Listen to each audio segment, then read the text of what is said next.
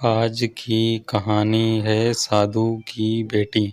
बहुत समय पहले की बात है। एक साधु अपनी पत्नी के साथ नदी के तट पर रहता था। उन दोनों की कोई संतान नहीं थी। उनकी बड़ी इच्छा थी कि कम से कम एक संतान उनके यहाँ जरूर हो। एक दिन साधु जब तपस्या में लीन था, तभी एक चील ने अपने पंजे में फंसी एक चुहिया उसके ऊपर गिरा दी। साधु ने उस चुहिया को घर ले जाने का निश्चय किया, लेकिन उससे पहले उसने उसे एक लड़की में बदल दिया। उस लड़की को देखकर साधु की पत्नी ने पूछा, कौन है ये, इसे कहाँ से लाए हो? साधु ने पत्नी को पूरी बात बताई। उसकी पत्नी बहुत प्रसन्न हुई और वह बोली, तुमने उसे जीवन दिया है, इसलिए तुम ही इसके पिता हुए। इस तरह मैं भी उसकी माँ हुई। हमारे यहाँ कोई संतान नहीं थी, इसलिए भगवान ने हमारे पास भेजा है।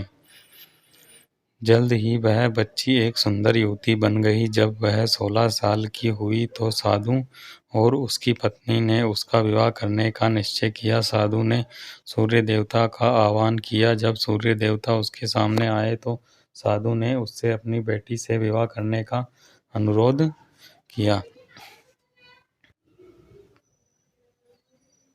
हालांकि लड़की को यह विचार अच्छा नहीं लगा और उसने कह दिया, क्षमा कीजिए, लेकिन मैं सूर्य देवता से विवाह नहीं कर सकती क्योंकि वह बहुत गर्म है।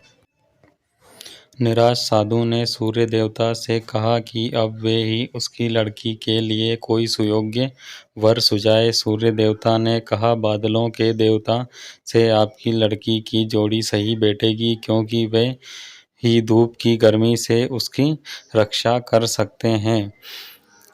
साधु ने अब बादल देवता से उसकी लड़की से विवाह करने का अनुरोध किया। इस बार भी लड़की ने विवाह से इनकार कर दिया और बोली, मैं इस काले व्यक्ति से विवाह नहीं करूंगी।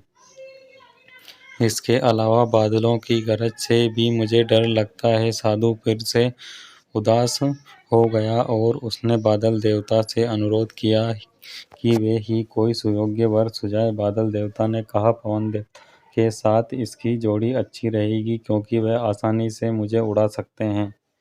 साधु ने अब पवन देवता से विवाह का अनुरोध किया। इस बार भी लड़की ने विवाह से इनकार कर दिया और बोली, मैं ऐसे अस्थिर व्यक्ति से विवाह नहीं करूंगी जो कहीं भी हर समय यहाँ वहाँ उड़ता रहता हो। साधु काफी परेशान हो गया। साधु ने पवन देवता से ही कोई सुयोग्य वर सुझाने को कहा। पवन देव ने जवाब दिया, पर्वतों के राजा बहुत मजबूत और स्थिर है। वे बहती हुई हवा को भी आसानी से रोक सकते हैं। उनसे आपकी लड़की की जोड़ी सही बैठेगी। साधु अब पर्वतराज के पास गया और उससे उसकी लड़की के साथ विवाह करने का अनुरोध किया। हालांकि इस बार भी लड़की ने विवाह करने से इनकार कर दिया और कहा, मैं ऐसे किसी व्यक्ति से विवाह नहीं कर सकती जो इतना कठोर और ठंडा हो।